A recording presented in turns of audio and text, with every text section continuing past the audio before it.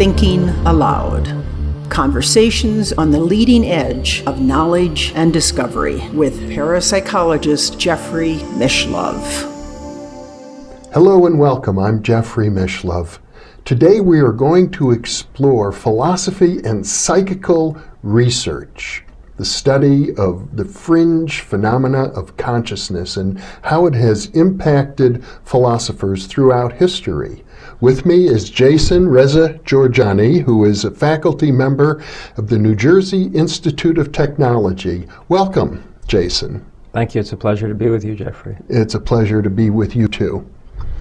When we think of psychical research, many people think of the British Society for Psychical Research, founded about 1850, but actually philosophers have been interested in this area of exploration going back to the ancient Greeks. That's right. The word psychical actually comes from the Greek psyche, which means both mind and soul. The Greek concept doesn't distinguish between the two. And an understanding of the soul or the mind as part of nature as a whole has been the central concern of philosophy since the very first philosopher. The first man that we know of to have called himself a philosopher was Pythagoras of Samos.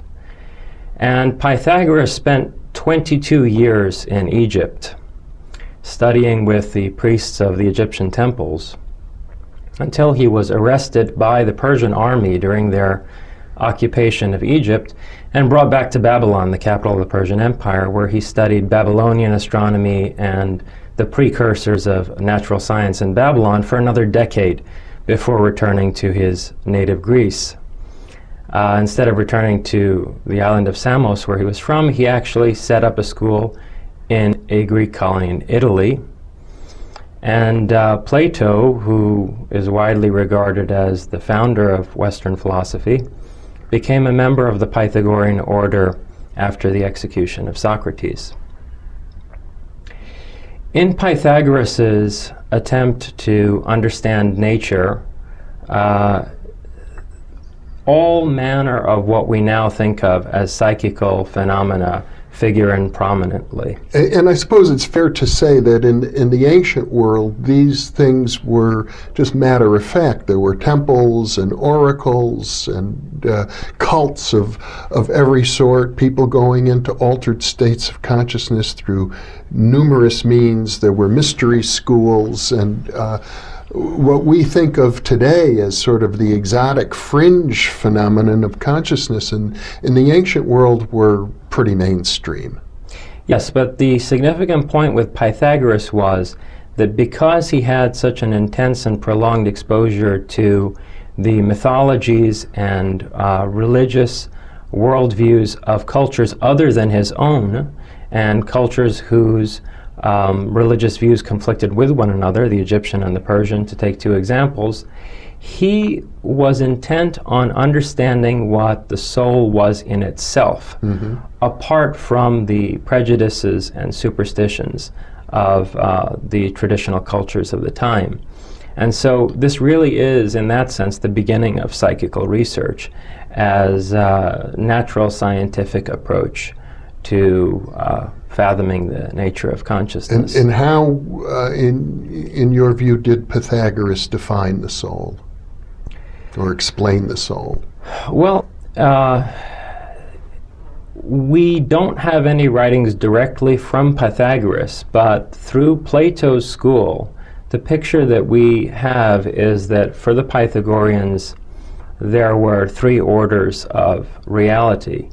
The natural world, what we've come to think of as the material world, an abstract order of being that can be grasped through mathematical thinking, and something in between that, a kind of imaginal world, a world where we have something like sensory perception, a dream world, as it were, that intermingles elements of abstract ideas with the kinds of sensory experiences, not just sight, but also sound and touch, that we have in the material world. And the Pythagoreans, in particular, put a great deal of emphasis on the idea of reincarnation, which was alien to traditional Greek religion. So they viewed the cultivation of the mind in some ways as a preparation for death and rebirth. Pythagoras himself is said to have lived many lifetimes. And to my understanding, of course, we normally think of reincarnation as associated with the Hindu philosophers, but I believe that that sort of came along later in Hindu philosophy, that Pythagoras perhaps preceded the philosophers of India. That's possible. There are some writings that claimed Pythagoras had made it all the way to India, but they're considered generally unreliable. So we don't know whether he arrived at this notion on his own. Some have suggested that the mystery school of Orpheus influenced this view and in the Pythagorean order, but then again, it just pushes the question further back.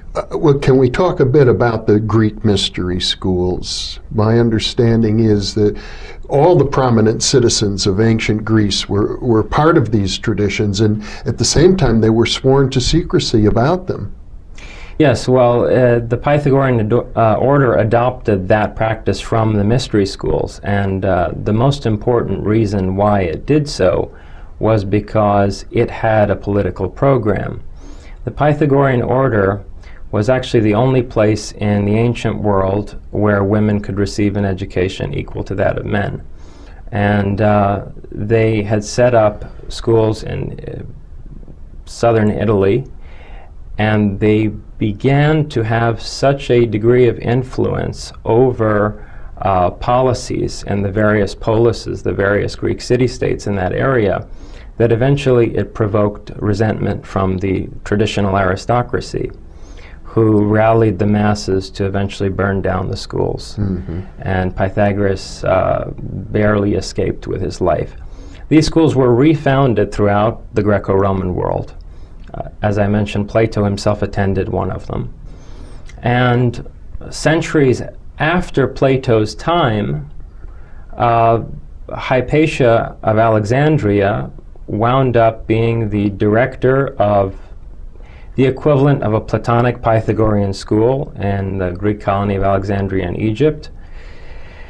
So what began as a fringe educational movement, fringe alternative educational movement, wound up by the end of the classical period becoming the educational establishment of the Greco-Roman world. Unfortunately, it was torched by Christian masses during the Christian takeover of the Greco-Roman Empire. And Hypatia, as I understand it, may have been the leading scholar of her era. She was the leading scholar of her era and an heir to the Pythagorean idea that, and Platonic idea that there was no essential distinction between men and women in the intellectual realm. And the mystery schools, as I studied them, emphasize the idea of inculcating through various ritual processes and probably altered states of consciousness an awareness of the eternity of the soul, that it survives the physical death. Yes, in some cases they would use natural caves, grottos in the countryside of Italy essentially as sensory deprivation chambers, and they had developed certain hallucinogenic compounds from natural plants, and they would try to understand the illusory nature of this world of experience that we're in by evoking equally captivating virtual realities, as it were, inside these grottos. That's one of the practices that they used. And you see this influence Plato in the Republic in his allegory of the cave. The idea that there is an inner reality which is more real and more profound than the ephemeral external world we perceive through our senses. Yes, that essentially we're living in a world of shadows projected onto a cave wall. And we're really prisoners in this cave, but have the capacity to liberate ourselves and perceive the true reality outside of it. And the true reality is something of a Platonic reality. Yeah.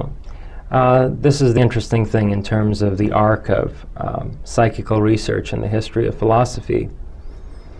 We begin with the psychical understood as something transcending the natural world. And we end, in thinkers like Bergson and William James, with an understanding that our mechanistic, materialistic model of the natural world is simply a framework that has practical significance, and that the spiritual is not a separate order than the natural, that we're simply filtering supernature, as it were, in order to develop technologies that serve our purposes in one way or another, but that the spiritual world is this world. Well, you've jumped forward about 2,000 years to the era of Henri, Bergson, and William James, both of whom great philosophers who were presidents of the British Society for Psychical Research. That's quite a leap forward. It didn't happen. Well, the leap forward is across a fulcrum that really is epitomized by René Descartes. So essentially what we had with the Christianization of the Roman Empire was a need on the part of the church authorities to limit any speculation concerning the spiritual world. Now this predominated for over 1,000 years, and when in the early Renaissance thinkers like Giordano Bruno began to raise similar questions as the Pythagoreans, independently from church dogma, they met with serious resistance. Even though Bruno, who is essentially, for our purposes, a Neo-Pythagorean, Neoplatonic thinker. Who was burned at the stake, as I recall. Yes, despite having the backing of Henri III, the King of France, to go to places such as Oxford University and lecture, in the end he was burned at the stake in a public market in Rome. So the natural philosophers of the time got the idea that it would be better to try to understand the natural world without any references to the spiritual. So what people often miss when they read René Descartes is the extent to which his framing of mind and matter as two completely distinct substances, where the mind is entirely abstract and matter is conceived of in terms of pure extension, in terms of a homogeneous grid of space-time, and conceived of mechanistically, where all of the interactions of elementary particles have to obey mathematical laws. This radical dichotomy between a rather hollow conception of the mind and or vacuous conception of the mind and an entirely mechanistic natural world is motivated in part by a concern with the church not wanting people to speculate about the spiritual world. So in Descartes' Metaphysical Meditations, he explicitly rules out a wide variety of psychical phenomena: clairvoyance, extrasensory perception, out-of-body experiences. He makes a great deal of the fact that if we were in waking life to have experiences with a dream-like quality, we would know for certain that our senses had deceived us. And people take Descartes at his word when he makes these arguments, but in point of fact, he had paranormal experiences himself. In fact, his philosophical enterprise was in large part motivated by them. He kept a notebook of these experiences, in particular a so-called night of dreams that he had, where he was visited by his bedside, at his bedside by a demonic being, and shown copperplate portraits in a book that happened to be brought over to the inn where he was staying the next day by a visiting painter. So he had a precognitive dream. And so Descartes knew that many of the things that he ruled out as impossible, in fact, were genuine human experiences. And then there's the fact that letters have surfaced which suggest Descartes was involved with the Rosicrucian order. This is very peculiar because Descartes had an orthodox Jesuit education, And Descartes' personal publicist was one of the hammers of the Holy Inquisition. The hammers? Yeah, one of the hammers of the Holy Inquisition. These were the people who would bring down the gavel, as it were, with the verdict, burn the witch. Yeah. So some researchers have speculated that rather than being a Rosicrucian, some people thought Descartes was a Rosicrucian, he was involved with these people because he had been sent as a Jesuit spy to infiltrate the Rosicrucian order. Now, perhaps we could define the Rosicrucian order a little bit in this era. We're talking, I think, 17th century or so? We are talking, yes, the 1600s, and the Rosicrucians. Okay, so most people think of the Renaissance and the Protestant Reformation as an attempt to break away from Catholic dogma and elaborate divergent visions of Christianity. But there was a neo-pagan strain in the Renaissance, and what some people meant by Protestant and general Reformation in that time period was a return to the neo-pagan wisdom tradition. The Rosicrucians were not as explicit about that as Giordano Bruno was, but one can't blame them given what happened to Bruno. Yeah. I think, though, that in fact they were essentially neo-pagans who were trying to resurrect the Pythagorean and Platonic approach to psychical phenomena in nature in general. And to some degree, they played a role in ushering in what historians sometimes think of as the Age of Enlightenment. Well, here's the thing. The Age of Enlightenment is grounded more on this dichotomy between an abstract mind and a materialistic and mechanistic nature, which Immanuel Kant, who's the philosopher most commonly associated with the Enlightenment, he wrote this short essay read by nearly everyone, in an introductory philosophy course, What is Enlightenment? And Kant basically adopts Descartes' mind-matter dualism.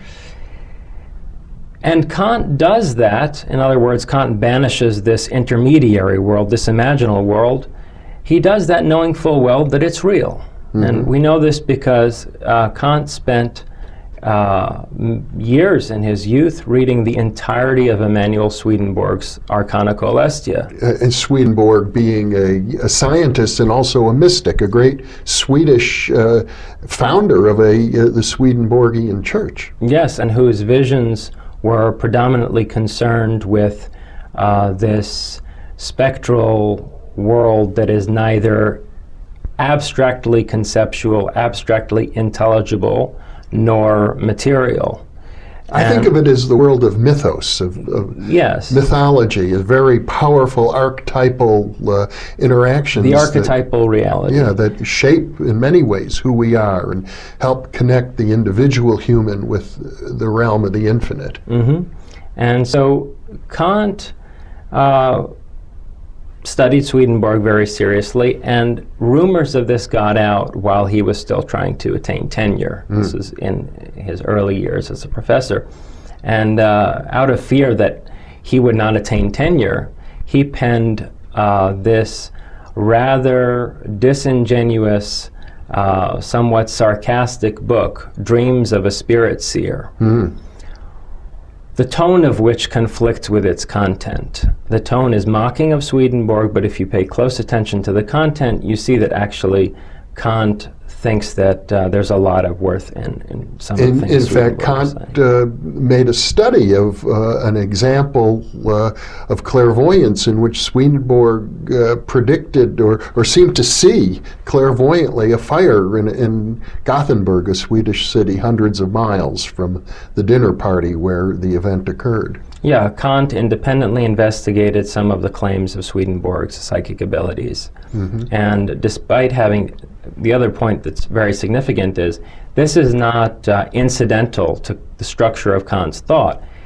If you look at Kant's groundwork of the Metaphysics of Morals, probably his most famous work, the basic structure of that work is elaborated from out of the reflections on Swedenborg that you see in Dreams of a Spirit Seer. So Swedenborg had a deep impact on Kant's development of this distinction between the phenomenal world and the noumenal world, and a sort of moral republic in the noumenal world.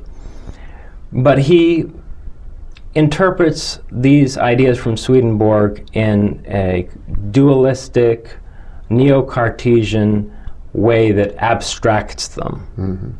Well, in the modern era, since the Renaissance, there's been predominantly a materialistic metaphysics in Western culture, I think, that tended to suppress the exploration of consciousness and paranormal phenomena associated with consciousness. Yet many philosophers realized they had to grapple with these things. Yeah, what happened essentially was that Descartes and Kant's notions of the mental reality, the mental substance, were so vacuous that natural philosophers in the generations after them decided that they could simply be done away with.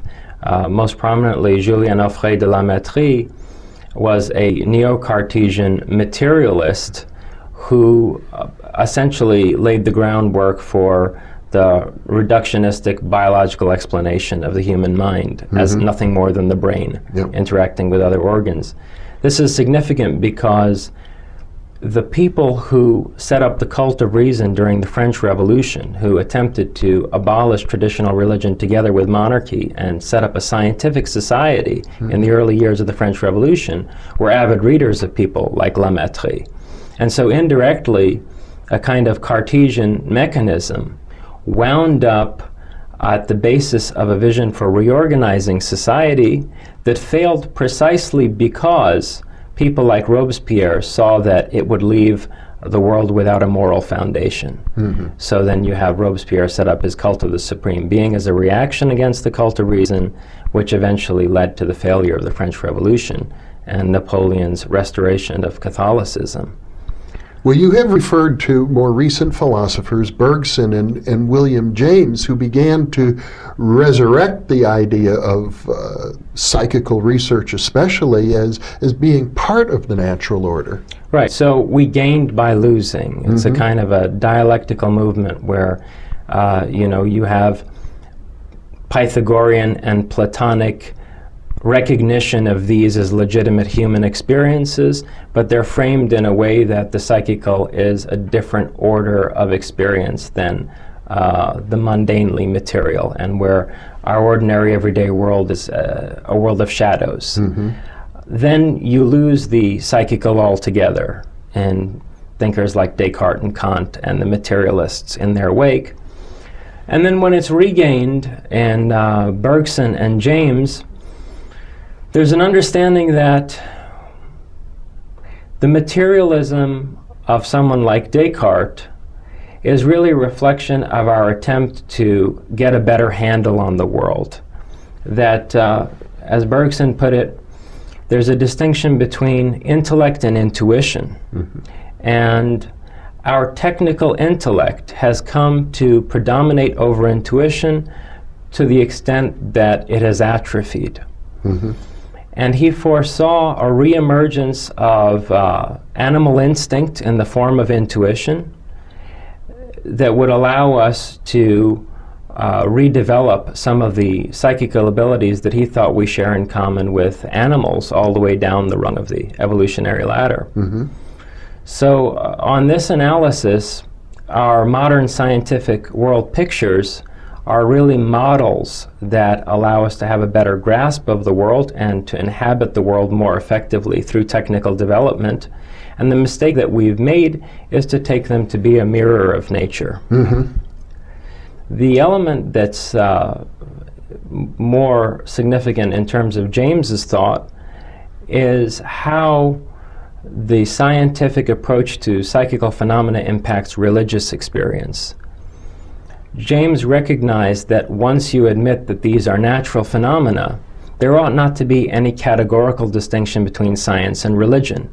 And this is precisely what the church was afraid of when it burned Bruno at the stake.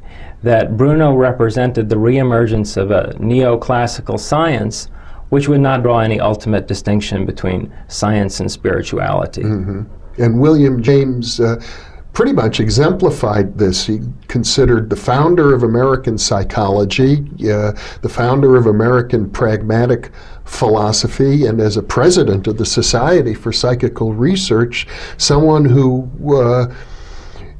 advocated the application of empirical science to exploring questions like life after death.